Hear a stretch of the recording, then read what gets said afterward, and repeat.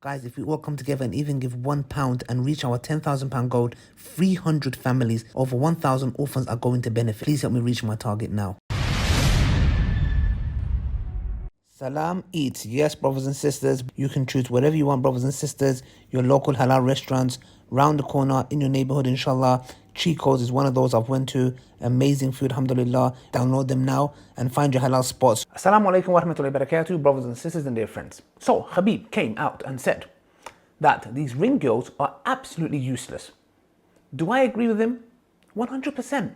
Now, when we say useless, are we talking about the female within and within herself?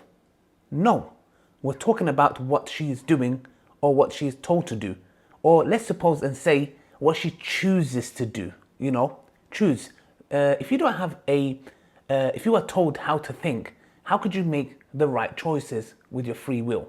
Let's get straight into the video, and here is what he had to say. Вот рингерс, я никого не хочу обидеть, но это самые ненужные люди в единоборствах. Какую функцию они носят? Вот у меня вопрос. Ну, включите на экран, что второй раунд идет. Все люди разбираются, люди туда приходят, они там ходят, я не знаю, у тебя свое мнение есть? Насчет каких-то моментов. Не, ну просто у меня такое, это самые ненужные люди в единоборствах. Ну что, какую функцию, как они спорт развивают? Или они людям помогают, что они идет второй раунд, что они делают? Тоже мне ответьте. But it's true. Do they develop the sport? No. Or do they help people to see that it's a second round? No. Which he comes to later, makes a very good point. What are they doing? Is this right? What is their purpose?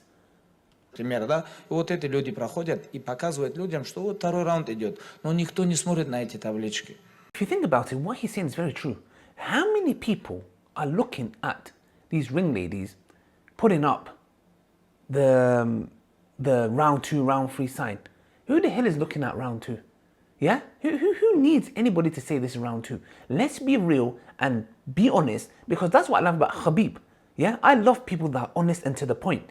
He's cutting to the chase, not being around the bush, and is simply saying that these girls, what is it, their purpose? Except being sexually objectified. Why do they have to come out in underwear? Let's not call it bikini. Let's not call it hot pants or whatever. It is underwear. That is what you wear in your private gathering. Well, not in the times that we live in. This book here, I recommend every single female and male to read it. I'm going through this book here. It is damn amazing. It breaks down how beauty sick women are. And I'm going to go through some things because it's going to be so beneficial. Guys, beside being an eye candy for all these perverted men who just want to watch you and sexualize you, literally they are raping you with their eyes. They are systematically raping you with their eyes. And the amount of people that watch pornography and you're already dehumanized shows that. Not only that, these women are abused. Abused how? By these MMA fighters, etc. Not all, but they are taken advantage of. Okay, now, yes, some women might be there as gold diggers or whatever, and you can say they love it. No, you can see that this is the biggest scam, and all they are being used is for their body. Because why don't they have someone who may be a little bit overweight doing that, showing which rounds it is? Because what? Is unattractive. So now you have a beauty ideal and people are starving themselves, trying to look a certain way, unhappy, literally starving themselves most of their life to have the perfect body. And you are here to tell us that the Muslim women are subjugated and oppressed and we need to free them. Muslim women are free because they enslave themselves to the creator who's deserving of worship. And they cover themselves so men can talk to them and see them as human beings, because men are visual. Men are visual creatures.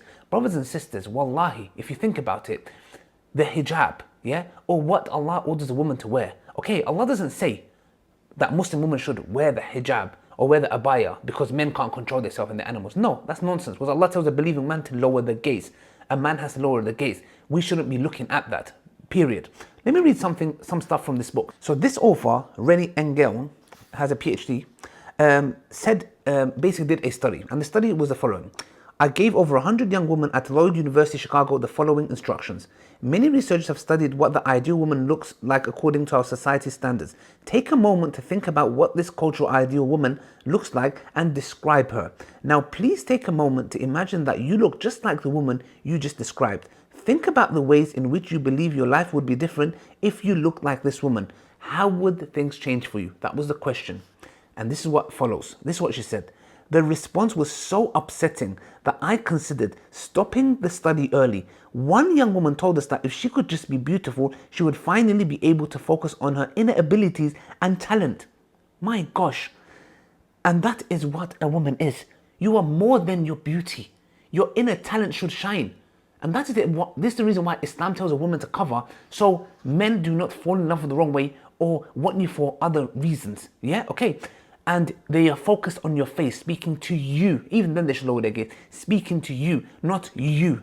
Yeah, not what your assets or whatever you want to call it, yeah? Another said she might genuinely feel happy most of the time instead of just faking it. My gosh, imagine living like that. A different young woman explained that if she could just look the way our culture wants women to look, she would never had an eating disorder, causing the stress on everyone around her. Not just her, people that suffer along with her. Over 70% of women in the study said they'll be treated better by others if they looked the beauty ideal. My gosh, and you're telling me Muslim women are enslaved? Let's go. Up Unequal surveyed over 200,000 young people in 42 different countries. I was saddened but not surprised to read that among 15-year-olds in every country surveyed, girls were more likely than boys to report they were too fat, unhappy.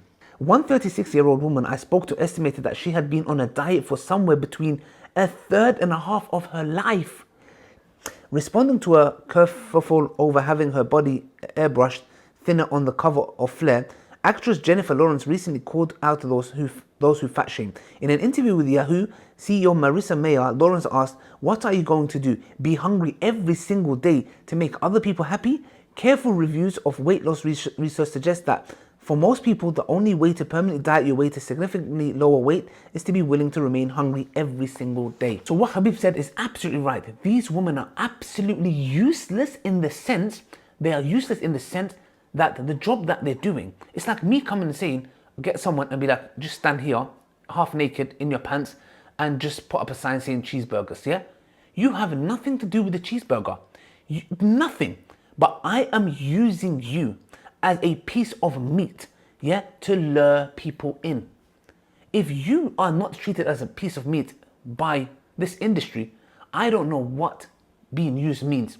We need to find a new definition. So what Khabib said is absolutely damn on point. These women are not useless. They are human beings. They should be respected and treated well. And that's why Islam has regulations that when you want to marry a woman, there's things that are in place to honor them. Yes, to honor a woman.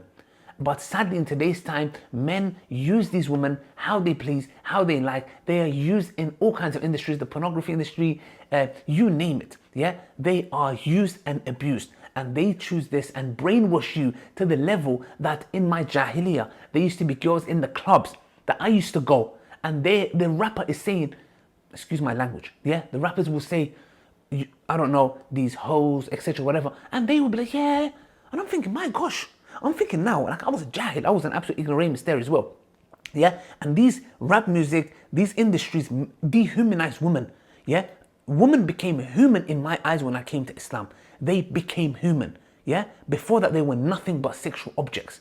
I'll be real with you. And these women dancing in the nightclubs and saying, yeah, I'm a hoe, this, and I'm thinking, what the hell? Who does that? Who does that to a systematically being brainwashed that you ascribe a word that is it's given to a promiscuous woman who sleeps around, and you're like, yeah, I'm a hoe. And I'm like, my gosh, the level of brainwashing, so much so that when the truth comes to you, you see it as being oppressed. And true freedom is only achieved by worshipping Allah subhanahu wa ta'ala. Till next time, if you've enjoyed this video, share it with your friends and family. Assalamu alaikum wa rahmatullahi wa barakatuh.